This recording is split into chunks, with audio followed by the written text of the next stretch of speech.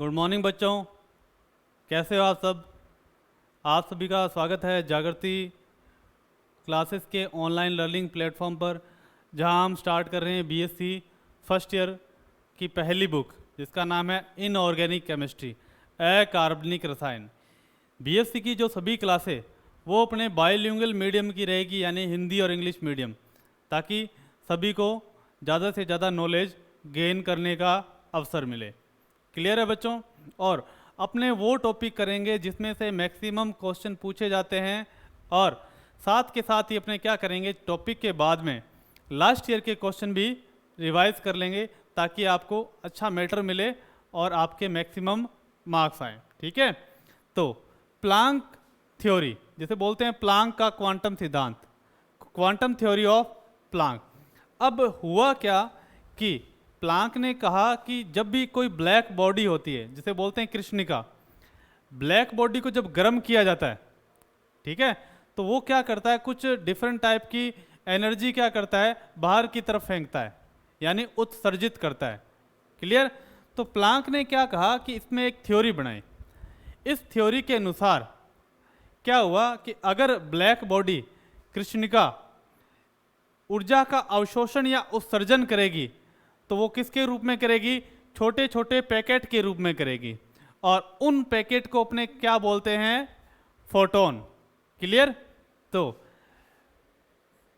दोनों में बोलूंगा, मैं यहां पर हिंदी में लिख रहा हूं, इंग्लिश में बोलूंगा। Clear. According to Planck theory,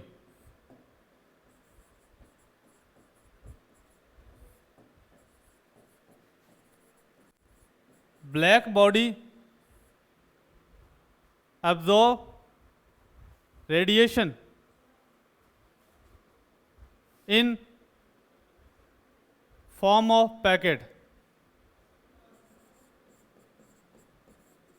कृष्णिका, which is known as a photon.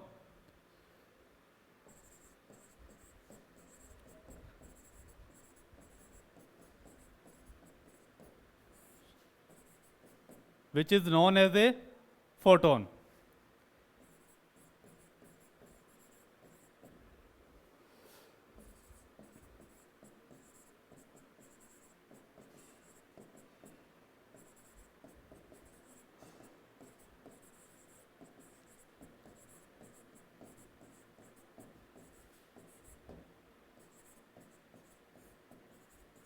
क्या बोलते हैं इसे, which is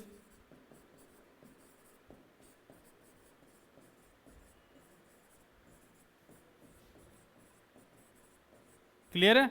फोटोन शब्द कहाँ से आया है, फोटोन शब्द जनरेट हुआ है फोटो पार्टिकल। ठीक है, लाइट के छोटे छोटे पार्टिकल होते हैं, उसे बोलते हैं फोटो पार्टिकल।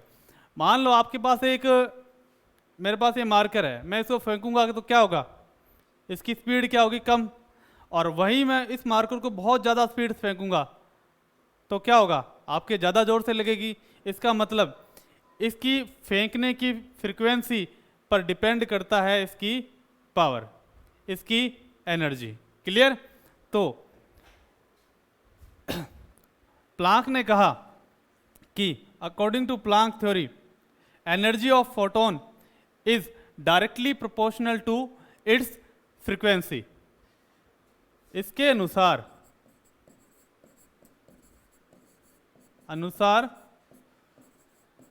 फोटोन की ऊर्जा, एनर्जी ऑफ फोटोन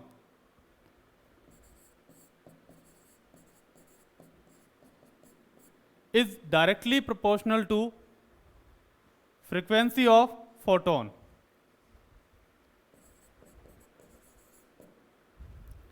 आवर्ती के समानुपाती होती है।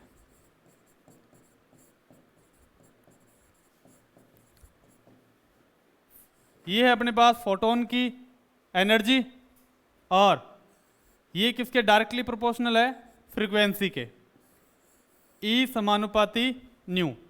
और न्यू अपने पास क्या है बच्चों, c lambda, c lambda. Clear. समानुपाती हटाएंगे तो अपने पास क्या आ जाएगा, E is equal to h nu. H अपने पास है प्लांक कांस्टेंट। एच अपने पास क्या है बच्चों? प्लांक कांस्टेंट, जिसकी वैल्यू होती है 6.62 इंटू 10⁻⁻27 अर्ग सेकेंड इनवर्स। क्लियर? बहुत आसान है। और एच न्यू, न्यू की वैल्यू अपने पास फ्रीक्वेंसी होती है, इसकी वैल्यू है अपने पास सी लैम्डा। सी लैम्डा को मैं इस इक्वेशन में डाल के रख देता हूं। E is equal to h c lambda. Simple है। और यही है अपने पास प्लांक थ्योरी। इसके बाद में क्या हुआ, उसमें इस थ्योरी को थोड़ा सा एक्सपेंड किया गया। क्या किया गया? बढ़ाया गया। और वो किसने बढ़ाया? आइंस्टाइन ने बढ़ाया। आइंस्टाइन ने क्या किया कि इस क्वांटम सिद्धांत का क्या थोड़ा एक्सपेंशन कर दिया, ठीक है, और एक नई थ्योरी दी जिसे बोलते हैं Einstein photo electric effect. Clear? ठीक है, तो लिखेंगे Einstein expand Planck theory and give a new effect which is known as a photo electric effect. Einstein ने इस सिद्धांत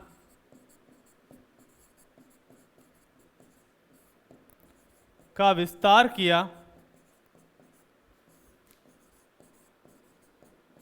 Einstein expand Planck's theory and give a new principle which is known as a photo electric principle. ठीक है, जिसे Einstein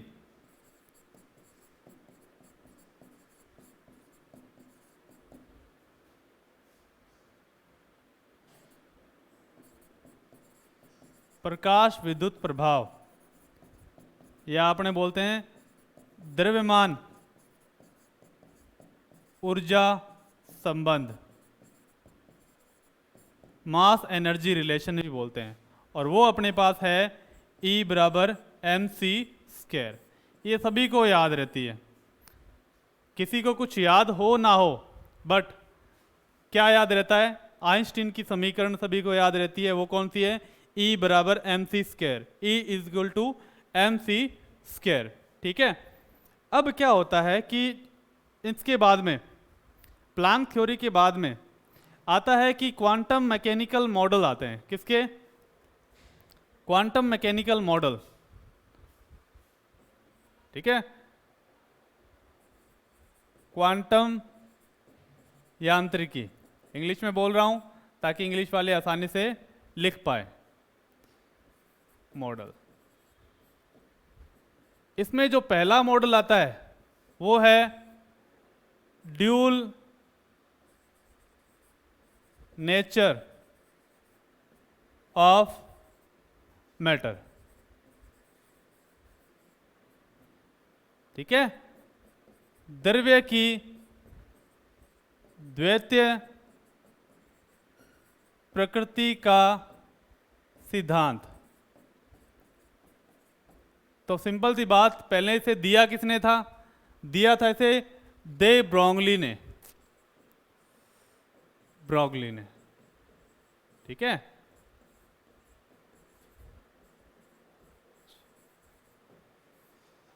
तो दे Broglie ने क्या किया? द्रव्य की द्वैतीय प्रकृति का सिद्धांत दिया, ड्यूल नेचर ऑफ मैटर। अब इसमें क्या होता है कि ये बोलता है कि भाई इलेक्ट्रॉन होता है ना, बहुत छोटा पार्टिकल होता है। Electron is a very tiny particle. Clear? ये इतना छोटा होता है कि कभी तो ये किसकी तरह बिहेव करता है? वेव की तरह, और कभी ये किसकी तरह बिहेव करता है? एक पार्टिकल की तरह। क्लियर? जब वेव की तरह बिहेव करेगा तो इसका नेचर अलग होगा, और जब ये पार्टिकल की तरह बिहेव करेगा तब इसका नेचर अलग होता है। ठीक है, इसे बोलते हैं ड्यूल नेचर ऑफ मैटर।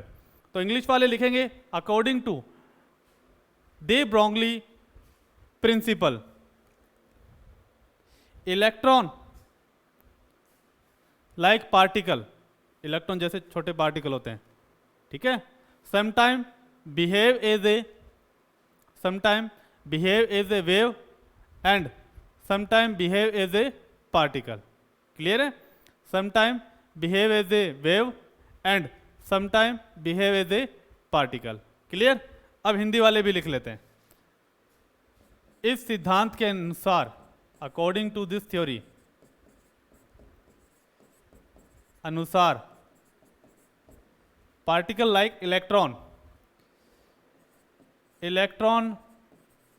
जैसे कण कभी तरंग की तरह, particle like electron sometime behave as a wave, कभी तरंग की तरह तथा कभी कण की तरह बिहेव करते हैं। Sometime behave like a wave and sometime behave like a particle.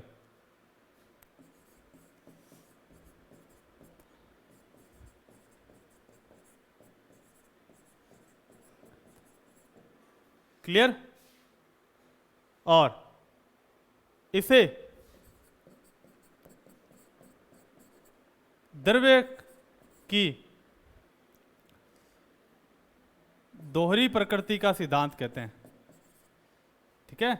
This phenomena is known as a dual nature of matter. This phenomena is known as a dual nature of matter, ठीक है। द्रव्य की दोहरी प्रकृति का सिद्धांत कहा जाता है।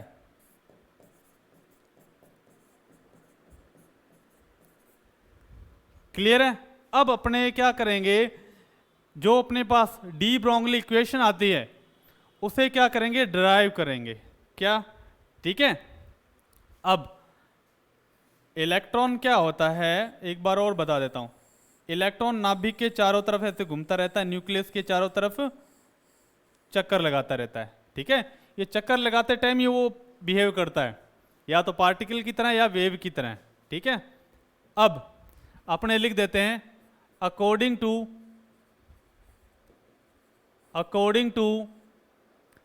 Planck theory, according to Planck theory, Planck सिद्धांत के अनुसार। Clear? E is equal to h nu, ये अपने पास फर्स्ट इक्वेशन, ठीक है। According to Einstein theory,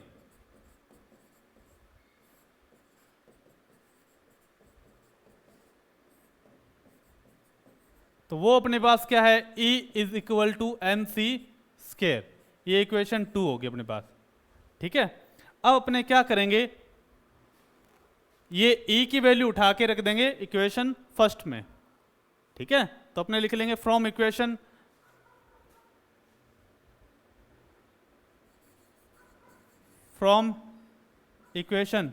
second and first. Clear? दूसरी और प्रथम समीकरण से E की वैल्यू अपने पुट कर दी, m C square is equal to h new.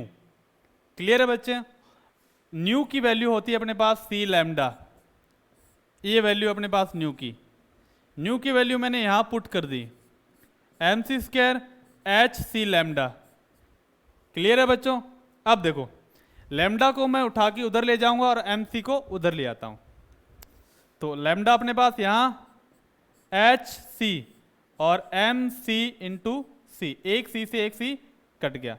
M C square को मैं ऐसे भी लिख सकता हूं ना, M C into C. Clear है? अब देखो, तो ये अपने पास lambda H by M C, ये भी अपने पास डी ब्रोगली इक्वेशन है, बट कब है, when electron behave like a wave, when electron behave like a wave. Clear? अब मैं क्या करूं, अब मेरे पास इलेक्ट्रॉन है वो वेव की तरह बिहेव नहीं कर रहा, ठीक है। अब मेरे पास जो इलेक्ट्रॉन है वो तरंग की तरह व्यवहार नहीं कर रहा, वो कण की तरह व्यवहार करता है, ठीक है। तो मैं ये लाइन लिख देता हूं, जब इलेक्ट्रॉन कण की तरह व्यवहार करे, जब इलेक्ट्रॉन कण की तरह व्यवहार करे तो क्या होगा, when electron behave like a particle, then तब क्या होगा,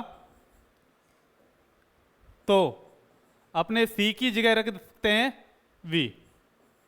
क्लियर, न्यू नहीं है, तो अपने पास lambda is equal to m v आ गया। ये भी अपने पास क्या है, दी ब्रोंगली इक्वेशन है। अब होता क्या है, आपने एक रिलेशन पढ़ा है, बहुत ही अच्छा रिलेशन है, वो है मोमेंटम का, संवेग, P equal to m into v. Momentum is equal to mass into क्या, वेलोसिटी। संवेग बराबर द्रव्यमान गुणा वेग, ये पढ़ा है आपने। ये मैं यहां पर रख दूंगा, lambda is equal to h upon p. ये जो फाइनल इक्वेशन बनती है इसे बोलते हैं डी ब्रोंगली इक्वेशन। क्या बोलते हैं, डी ब्रोंगली इक्वेशन। सिंपल है बच्चों, कोई भी माता बच्ची नहीं है, और बहुत ही आसानी से अपने इसे सॉल्व किया है। क्लियर। अब क्या होता है, यहां पर जो लैम्डा होती है ना, उसे बोलते हैं द्वे ब्रोंगली तरंग दैर्ध्य, दे ब्रोंगली वेवलेंथ बोला जाता है। क्लियर है। अब इसके बारे में कुछ बातें कर लेते हैं जो आपके साथ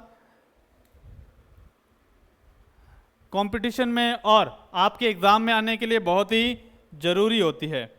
ठीक है, अब अपने बोर मॉडल पढ़ा था, थोड़ा सा एक्सपेंड कर लेते हैं। ठीक है, और बोर मॉडल में क्या था, आपने पढ़ा था कि m v r is equal to n h by 2 pi, ये 11th की बात है। ठीक है, पर बीएससी में से थोड़ा खोल के बता देते हैं। तो ये है, इसे हेडिंग डालेंगे कोणीय संवेग का क्वांटीकरण। कोणीय संवेग का क्वांटीकरण। ठीक है, ये बोर मॉडल में क्या था कि इलेक्ट्रॉन किसी कक्षा में घूमेगा तो उसका कोणीय संवेग कितना आता है, m v r is equal to n h by 2 pi. Clear है बच्चों। ठीक है, तो अब ये जो कोणीय संवेग था, बोर मॉडल बता नहीं पाया कि भाई इतना क्यों आता है, पर ये कौन बता देता है, दी ब्रोंगली बता देता है।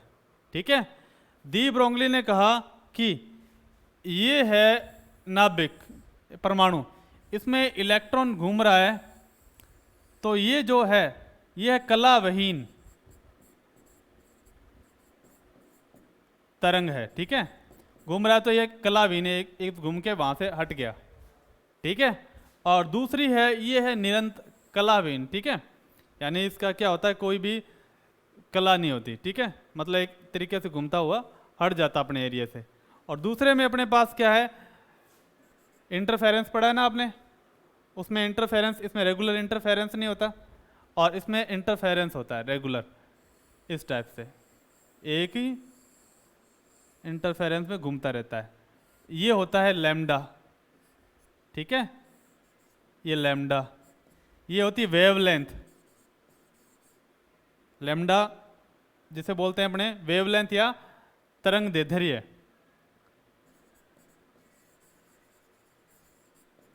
क्या बोलते हैं, तरंग दैर्ध्य या वेवलेंथ। क्लियर, सिंपल है, बहुत ही सिंपल है, आपको इसमें ज़्यादा कंफ्यूज नहीं होना। क्लियर, अपने क्या करें, कोणीय संवेग का क्वांटीकरण। ठीक है, क्वांटाइजेशन ऑफ एंगुलर मोमेंटम, क्या हेडिंग है, quantization of angular momentum. Clear. अब बोर क्या कहता है कि अगर इलेक्ट्रॉन किसी भी ऑर्बिट में घूम रहा है, रिवॉल्व कर रहा है, तो उसका जो एंगुलर मोमेंटम होता है वो क्या आता है, क्वांटीकृत होता है। पहले हिंदी में लिख देता हूं फिर इंग्लिश में बोल देता हूं। ठीक है, बोर के अनुसार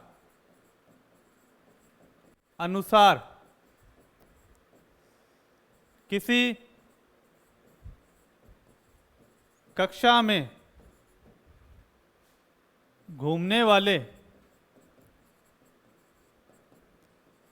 इलेक्ट्रॉन का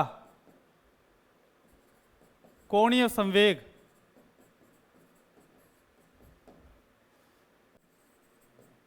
क्वांटीकृत होता है।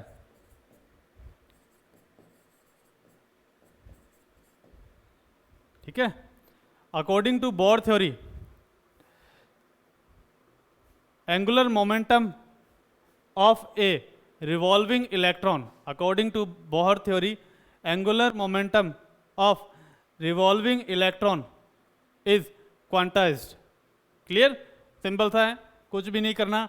अब होता क्या है इसके अंदर, ठीक है, इसका जो क्लेरिफिकेशन है वो किसके द्वारा दिया गया, किसने दिया था, डी ब्रोंगली ने दिया था।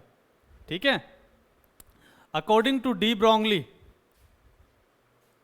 अकॉर्डिंग टू डी ब्रोंगली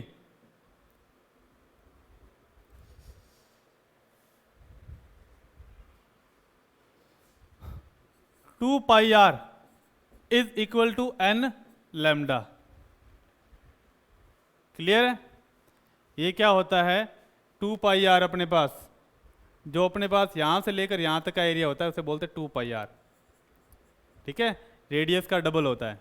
ठीक, अब ये क्या होता है, N lambda.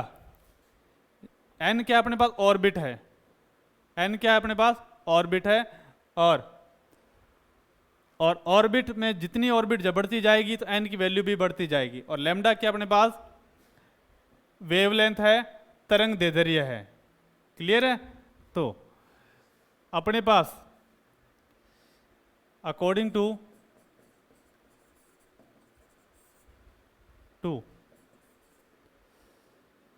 D ब्रोंगली,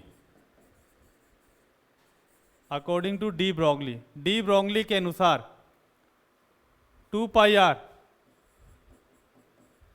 is integer multiple of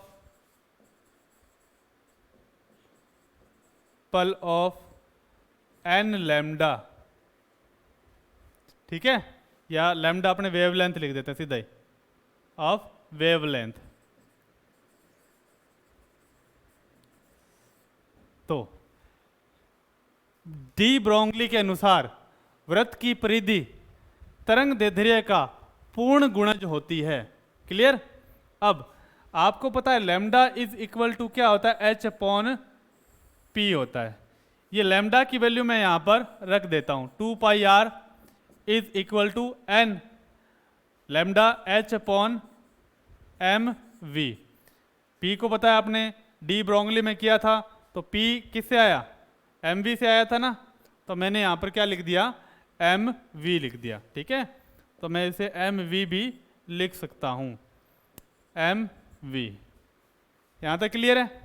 अब 2 पाई उठा के मैं यहां ले आऊंगा, एम वी उठा के वहां ले जाऊंगा, तो अपने पास m v r is equal to n H